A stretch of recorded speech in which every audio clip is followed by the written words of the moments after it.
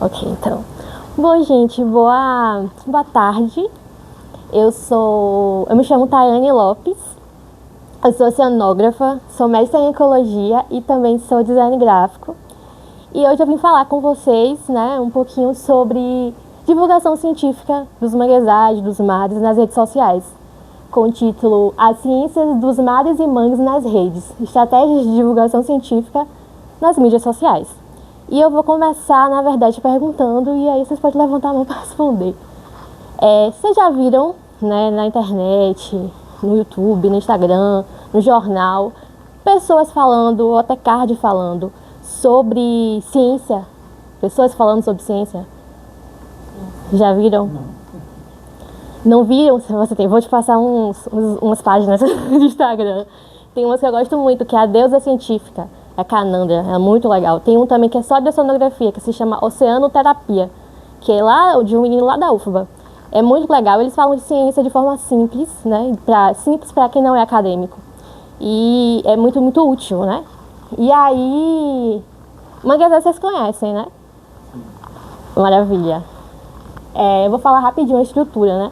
Fazer um contexto, falar um pouco de uma divulgação científica eficaz e vou dar dois exemplos que um que eu já trabalhei e outro que eu estou trabalhando atualmente. Então, como a gente também estava conversando, né, no início, né, a importância dos ambientes costeiros, que são os manguezais, os corais, né? Importante para quê? Importante para a saúde do planeta e, consequentemente, para a nossa saúde, né? É a regulação do clima, né? É os peixes e mariscos que a gente come, que uma boa parte, né, ou passa metade da vida ou a vida toda nos manguezais, por exemplo. E são também territórios, né, de pesca e mariscagem, né, de muitas comunidades tradicionais de pesca, né, e mariscagem, né, que estão ali na linha de frente para a proteção desses ambientes, que tem muito a nos ensinar sobre como conservar esses ambientes. Só que eles estão constantemente ameaçados por grandes empreendimentos. Então, assim, a sociedade, né, a gente precisa ter informação, tanto para poder se inserir nessas discussões, mas também para tomar decisões que levem à conservação. E desde decisão muito individual, como, por exemplo, não jogar lixo na praia, a informação coletiva, escolher políticos, né, que abracem a causa, né, pressionar o governo por políticas públicas que tragam a conservação desses ambientes. E a universidade, né, os centros de pesquisa, eles produzem muito conhecimento, eles produzem muita informação, inclusive conhecimento produzido em conjunto com as comunidades tradicionais. Só que esses conhecimentos, em sua maioria, ele está inacessível ao público. E ele está inacessível em vários aspectos, né? Tanto em questão de formato, por exemplo, você pega um artigo científico que está em inglês, se você não sabe inglês, você não vai entender. Ou então, tem gente que lê, mas não tem um entendimento, né, do que está lendo. Então também ele vai ler, mas não vai entender. A linguagem também é muito acadêmica, você não vai conseguir entender direito se você não é da área. O local também que está armazenado, né? Tem revista que você tem que pagar para ter acesso ao artigo. Então é muito inacessível para o público em geral. E é aí que entra a divulgação científica, né?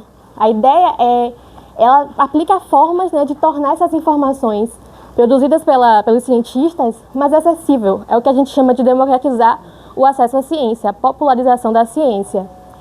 E a gente pode fazer isso de várias formas. Aqui no museu, por exemplo, aqui no museu a gente também faz isso, né? Oficinas a gente faz isso. As redes sociais, vou passar para cá agora. As redes sociais, elas são importantíssimas, porque assim, você faz diversos formatos, vídeo, texto, áudio, tem uma quebra de barreira geográfica. Então, quem não está aqui agora, quando assistir esse vídeo lá no YouTube, vai poder acessar e assistir. O conteúdo, exatamente. E também vai poder interagir com o que está produzindo, né? E eu vou abranger um monte de público também com as redes sociais. Voltei. E aí, mas como é que eu faço a divulgação científica de forma eficaz? E aí tem coisas que são essenciais para isso. Chegamos os convidados. Cadê o resto? Primeiro, né, para eu fazer isso de forma eficaz, eu tenho que adaptar a linguagem, né? E isso é um desafio, porque eu tenho que adaptar a linguagem, mas eu não posso reduzir a precisão da informação. E às vezes a gente adapta e fica tão simples e foge um pouco da realidade. Isso é um grande desafio, não tem uma fórmula mágica. Né? E isso tudo pensando no público que vai se destinar esse produto. Eu tenho que adaptar o formato também. Eu posso fazer áudio, eu posso fazer vídeo, eu posso fazer imagem, né? Continuar com os textos também. E eu tenho que divulgar aonde o público tem acesso a essa informação. Então, assim, por exemplo, não adianta eu fazer algo e divulgar só aqui no museu se o público que eu quero, ele não consegue chegar aqui no museu. Então, ele não recebeu, ele não teve acesso a isso. Ou então fazer alguma coisa e colocar, sei lá, no LinkedIn. Mas o público que eu quero atingir, ele não acessa o LinkedIn. E aí agora eu vou mostrar para vocês, né, vão ver os exemplos, né, e eu vou começar mostrando um produto e vou ir falando sobre os projetos em si. Aí começa com esse. Já viu o bicho branco parecendo uma saia rendada fixado nas rochas do Paraguaçu? Ele faz parte de um grupo de espécies chamados de protozoários de renda, exóticos na Resex. Sou Tayane Lopes, bolsista do ICMBio da Resex Marinha da Baía de Iguape, e esse é nosso 12º episódio sobre espécies exóticas invasoras. O protozoário de renda é nativo do Oceano Indo-Pacífico e acredita-se que tenha vindo parar na Baía de Todos os Santos e na Resex por meio das embarcações de petróleo e gás que chegam por aqui. Ele pode se fixar tanto em superfícies naturais, como as rochas, quanto em estruturas artificiais, como piers e cascos de embarcações. Seu potencial impacto é a competição por espaço nas rochas com as espécies nativas, como, por exemplo, com as ostras. Se vê o protozoário de renda ou qualquer outra espécie que acredita ser invasora na Maré do Paraguaçu, não tente manuseá-la. Fotografe o filme, se possível, e comunique o local de detecção ao ICMBio da Resex o mais rápido possível pelo WhatsApp 8391429531 8391429531. Muito obrigado por ter me acompanhado até aqui. Não esquece de compartilhar esse vídeo nos grupos das comunidades aqui da Resex. Esse projeto é realizado pelo ICMBio da Resex Marinha da Baía do Iguape, com o apoio da Divisão de Manejo de Espécies Exóticas Invasoras do ICMBio e da FUNAP. Um grande abraço e até o próximo episódio. Então, esse vídeo é uma divulgação científica, voltei. E é um dos conteúdos, né, que eu produzi. Eu trabalhei 1 ano e meio como bolsista pró-espécie do Instituto Chico Mendes de Conservação, né, como bolsista da Resex Marinha da Baía de Iguape, não sei se vocês conhecem, que ela fica ali naquele manguezal ali do Paraguaçu, aqui na Baía de Todos os Santos. É a única unidade de conservação federal que a gente tem por aqui, né? E ela ali fica ela fica em Maragogipe, Cachoeira, São Félix. São cerca de 100 comunidades tradicionais de pesca e mariscagem ali. Em sua maioria são quilombolas. Só que no entorno da Resex a gente tem empreendimentos que deixam ela vulnerável a essa espécie invasora. Não falei o que é espécie invasora. E espécie invasora são espécies não nativas daquele lugar, que são transportadas ali, tipo casco de navio, ou alguém coloca mesmo, isso acontece. E ela causa um impacto muito grande com as espécies nativas, né, podendo reduzir a quantidade delas ou até mesmo extinguir elas naquele lugar. Isso é muito ruim para a pesca e mariscagem, né, porque vai extinguir o que é pescado, né. E aí aqui são as fotos, né, que a gente foi fazendo. E, como eu falei, eu fui bolsista da Resex e aí eu trabalhei com monitoramento e detecção dessas espécies invasoras lá, que sou eu, nos campos. Aqui é uma espécie invasora, o coral-sol, muito comum aqui na Baía de Todos os Santos. Tem o peixe-leão também, né, se vocês ouviram falar. Muito comum, a gente estava com medo danado. A gente estava com muito medo dele chegar lá na Resex, muito medo. E aí, uma das formas da gente detectar foi a gente mobilizando os pescadoras e os pescadores para, assim que vissem uma espécie suspeita, que eles conhecem muito, tipo, se eles veem uma espécie que eles nunca viram lá, eles já vão avisar para o ICMBio, né? E aí, aquele vídeo foi um dos produtos disso. E aí a gente fez essa divulgação pelo WhatsApp, porque o WhatsApp é muito comum entre eles, deles estarem utilizando o WhatsApp. E aí, aqui também foram outros produtos disso também, né? Então eu passava para as lideranças das comunidades e elas iam compartilhando nos grupos das comunidades. A gente começou com card áudio, porque eu ainda não estava com domínio de fazer vídeo animado. E aí a gente foi desenvolvendo, foram muitos desses, e a gente chegou nesse daqui. A gente chegou a receber notificação, inclusive. Tipo, gente viu uma espécie, achou estranha, mandou foto, então pra mim isso foi a prova de que estava funcionando. E é isso, o próximo agora é um projeto que eu estou trabalhando agora. E aí eu vou mostrar mais um vídeo dele. Você sabe o que é um maretório? Vem comigo que eu te conto. O termo maretório surgiu no litoral do Pará, criado pelos movimentos sociais e encontros entre mulheres e ativistas paraenses. Ele vem ganhando força nas mobilizações pela proteção daquilo que está entre o mar e a terra, e isso inclui os manguezais, dos maretórios já protegidos por lei e pela implantação de novas reservas e ativistas marinhas. Isso porque há grandes empreendimentos que ameaçam esses ambientes e a permanência das comunidades que lá habitam. Tá, mas o que de fato é o maretório? A partir da perspectiva de lideranças paraenses e de artigos científicos, os pesquisadores Paulo Lima, Jéssica Nascimento e Francisco Leiva falam que existem 3 formas de entender esses maretórios, e essas formas estão uma conectada com a outra.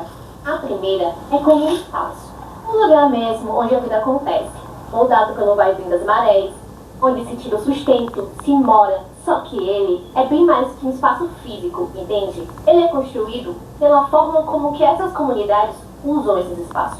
É pela forma que se pesca, se prepara comida, se vive a espiritualidade, as crenças, a cultura, o lazer, cultiva, se aprende e se vive as tradições. Por todos esses conhecimentos que mantém esse lugar preservado. A segunda é como uma estratégia de luta por direitos, se utilizando desses termos nas mobilizações que pedem proteção desses maretórios, a exemplo da criação de novas reservas de ativistas marinhas.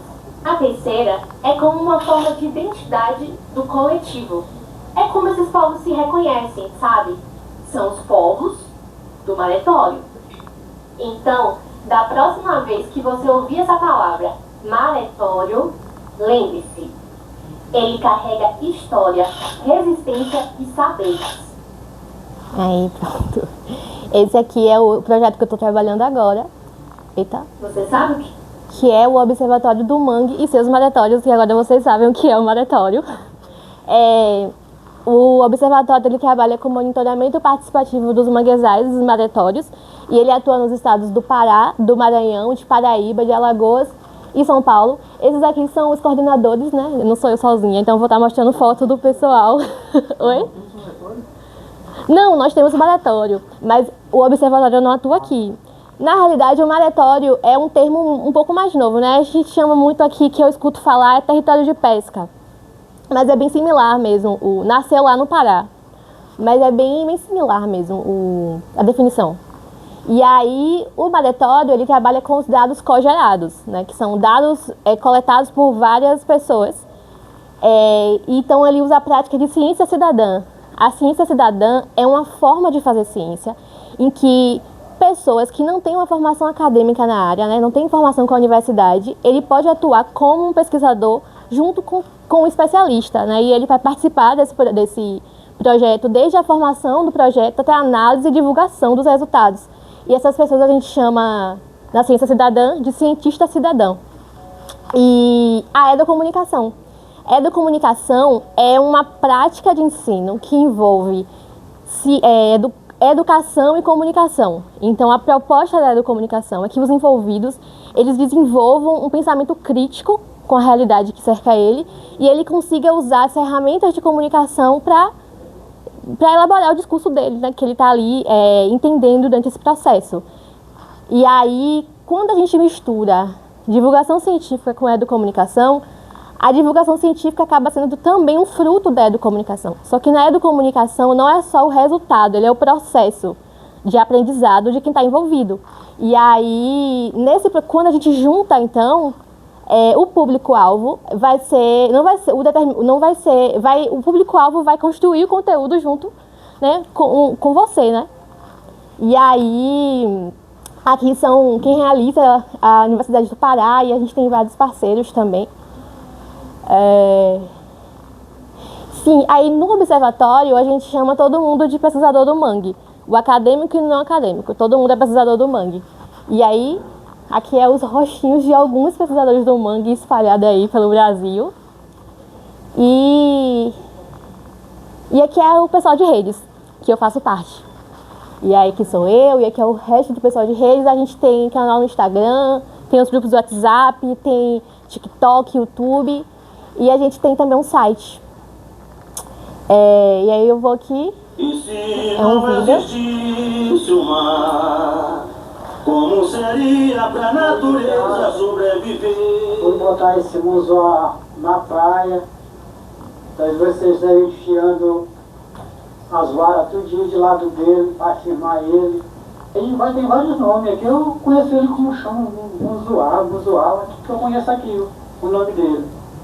Bota aí, vocês veem botando a escabeto, aí armando ele aí, bota ele negócio de maré baixa, aí maré cresce, cobre ele todinho, aí quando a maré tornar, secar de novo, aí eu fui tirar ele aí, esse aí que eu botei, esse aí, ele pega peixe, pega siri, aí o que entrar para comer aí esse aí que eu botei dentro, aí ele pega de tudo, é peixe, é siri, aí só que eu botei nesse dia aí, só deu, não deu peixe, só deu esse siri aí como vocês estão vendo. E aí...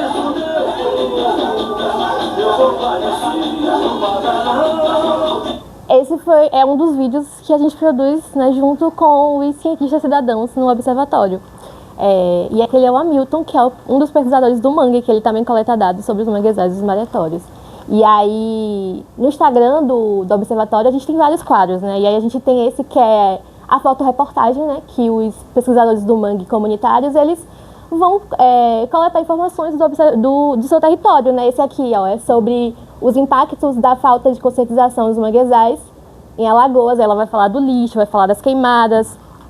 Esse daqui ela vai falar dos pescadores antigos de Paricatiua, em Maranhão. Esse aqui ele vai falar do cotidiano dele no dia de domingo, né? Esse aqui ela vai falar da falta de água, né, na comunidade dela, a Mônica, que é Quatipurumirim, no Pará. Aí a gente também tem outros quadros. A gente tem o Fotomangue, que a gente publica alguma foto do mangue e explica o que é. Nem todos aqui são esses aqui, nem todos são frutos de educomunicação, é só divulgação científica também. Né? Esse aqui é uma animação parecida com aquela que eu mostrei no início, e aí sobre diversos temas. Esse aqui é o quadro que eu mostrei a vocês, né, logo no início também, eu falando, só que aqui é sobre replantar mangue. Aqui é o do Hamilton, ele explicando alguma coisa. E a gente também tem no YouTube, né, tá acabando. No YouTube a gente publica os protocolos, né, para os pesquisadores do mangue, explicando, né, outros vídeos e tudo mais. E é isso. E aí, dúvidas, perguntas, curiosidades, comentários. Tem um cara que eu acho que é do Maranhão. Ele sempre divulga uns vídeos que ele diz que já foi assassino do mangue e hoje ele é protetor. Tem um aqui que ele está em Morro de São Paulo. Ele tem uma maré baixa assim, ele está em cima de um terrão, coletando estrela do mar. E aí ele fala o nome científico que ele foi estudar. Ele era só pescador, agora ele é biólogo. Isso, ele foi estudar e aí ele fala sobre isso. Quando você falou que eu não conhecia, eu me lembrei dele. Eu acho que tem a ver, porque ele faz um trabalho em cima do turista, entendeu? O turista que visita aquele lugar, ele junto com a prefeitura, ele faz aquele trabalho de divulgação contra o que o pessoal está tirando, levando para casa, que está levando um souvenir, né? Vou levar para casa e às vezes mata termina extinguindo aquele animal, que não deixa de ser um ser vivo, para deixar em casa em cima da estante. E ele faz um trabalho muito bom. Eu vi no YouTube esse vídeo. Você falou que eu falei que não conhecia. Sim, isso é divulgação científica. Tem vários formatos. Se tratar, você queria aquele formato. De divulgação científica. Mas eu ainda acho que você tem que ver a deusa científica, a Canandra. Acho que o nome dela tá assim, deusa científica. Que agora ela tá com quadro na UOL também. É bem legal. E ela é daqui de Salvador. E ela é química, ela não fala só de meio ambiente, ela fala de um monte de coisa. E aí é muito interessante, muito interessante. Eu gosto muito dela. Mas esse trabalho também é muito interessante. Obrigada. A gente agradece. Quando vocês viram que é muita gente envolvida no trabalho, né? O da Resex também tinha muita gente, só que como foi até o início do ano, eu perdi as fotos. E aí eu saí catando foto assim, mas não achei a foto do povo. Aí daqui como é recente, tinha as fotos. Esse trabalho é muito importante, porque as pessoas que estão lá é que conseguem detectar o que está acontecendo, entendeu? Sim. Por exemplo, quando uma espécie começa a diminuir a produção, né, como o aquecimento global que está, né, visível na nossa Bahia de Todos os Santos, imagina Bahia de Todos os Santos, né, esse lugar tão preservado, tão lindo, graças a Deus. Mas as marisqueiras, porque eu lido com marisqueiras há 40 anos. Sim. Há 45 anos atrás não tinha nada disso. Era uma fartura imensa, como Deus criou tudo para o homem usar, entendeu? A madeira, os vegetais, os animais para se alimentar e tudo, mas tudo com critério de quê? De respeito ao meio ambiente. Hoje querem até, não digo criminalizar, mas dizer que marisqueiros ou pescadores não podem mais fazer isso ou aquilo, mas não foram eles que destruíram o meio ambiente. Sim. Eles só estão vendo as consequências do homem mais civilizado, que não são eles primitivos nem originários, que fazem o que? A indústria e joga resíduos no lugar onde não tem que jogar. Com certeza. O mar não é para receber esgoto, nem plástico, nem resíduo químico, muito menos os rios. Então, tudo isso, quem detecta essas coisas são aqueles primitivos que estão ali lidando com o mangue todos os dias. A importância dessas ONGs, por exemplo, como eu falei, da Rede Mar, vai lá e faz essa divulgação que você está falando, boca a boca ali. Aquela pessoa que nem estudou, aí você vai lá e fala, olha, a ciência é assim que se faz, entendeu? Se você vê uma espécie diferenciada, como está tendo nessas invasões. E essa é a melhor divulgação, né? Boca a boca é sempre a melhor divulgação a se fazer. Vou te explicar. E aquecimento que poxa, está diminuindo, eles não se reproduzem como antes por causa do aquecimento. E nossos corais aqui, já no trabalho de pescador, né? Sim. Da Promar. Imagina que isso é a coisa mais recente. Você falou de Bahia de Todos os Santos, eu lembrei de um episódio que teve esse ano, ali em São Tomé. Parecendo, ele chamava de fungo, uma criatura amarelada assim, esverdeada, que estava crescendo debaixo do pier daquela antiga fábrica de cimento ali em São Tomé. Passou na TV aberta. Não cheguei a ver, não. Aí o pessoal começou a reclamar, né, os pescadores, não estava tendo peixe, não estava tendo marisco. Não sei se era por conta disso, porque ele estava criando livores, tipo uns líquidos que ele... Você já viu alga morta, quando ela fica aquela a maré atrás? Estava assim. Ali na Praia de São Tomé estava assim. Aí o pessoal começou a reclamar, né, os pescadores, junto com a empresa, que é outra empresa ali, não é cimento não, é outra empresa petroquímica. Aí eles, depois que a TV chegou, eles começaram a atender as pessoas e aí foram resolver o problema. Só que de lá pra cá eu não vi passar mais nada. Pensei que estava parte. Vou dar uma procurada, porque eu não tinha visto, não. Tem a ver com o que você está falando. Só que ali é Bahia de Todos os Santos ainda. Bahia de Todos os Santos. Eu também já fiz. A Resex é Bahia de Todos os Santos. Mas já trabalhei em alguns outros lugares também aqui. Vou dar uma procurada. O Lancha cá perto da uma pontezinha. Antiga fábrica de cimento. Porque eu sei que estava tendo um novo coral invasor, né? Acho que era em Taparica. E aí a SEMA estava indo retirar. Sim.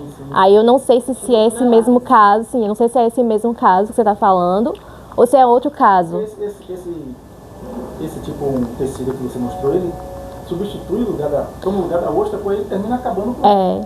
Ele toma o lugar da ostra e... ele meio que solta umas coisas, umas químicas, sabe, toxinias que aí vai... Que eu falei é isso. São substâncias que eles terminam exalando, né? Sim. E aí mata o nativo. E vai roubando, acho que o pior é ele vai roubando espaço, né? Não é isso que o peixe... O peixe-leão. O peixe-leão, ele... Não pode ser comestível, ele não é comestível. O peixe-leão, ele sai comendo tudo, né? A grande questão do peixe-leão... O peixe-leão é muito complicado, porque assim, ele se reproduz muito rápido. Ele sai comendo tudo e ele é ruim de você, tipo, por exemplo, detectar logo no início. Só que, tanto que os casos mesmo que detecta logo é pescador que tá ali, pescando e encontra, né? Porque assim, para você conseguir detectar o peixe-leão, você tem que literalmente mergulhar e ir procurando ele, né? E aí, tipo, ele fica muito... Ele tem tipo, acho que durante o dia ele fica bem assim, ao redor da pedra, da rocha, você tem que ir procurando. E aí tem vários vídeos mesmo Nossa, esqueci o nome. Aqui em Pernambuco, a ilha de Fernando de Noronha, que ele invadiu lá, e aí o pessoal tirando um monte de peixe-leão, tipo, indo pegar o peixe-leão, tirando assim um vaso cheio de peixe-leão. Então ele é bem complicado e assim, e ele tem que ser logo no início, porque depois para você conseguir remediar é difícil, viu? A gente tinha muito medo que ele chegasse na Resex, porque na Resex as águas são bem escuras, né? Tipo, a gente bota a mão assim, aqui assim, você não enxerga mais a sua mão. E aí a gente ficava pensando, e aí, como é que a gente vai mergulhar para encontrar o peixe-leão se a gente não vai conseguir enxergar o peixe-leão? Aí a gente tinha muito medo que ele chegasse. Eu não soube notícias, né, até agora que ele tenha chegado lá na Resex. Ainda bem. Mas é.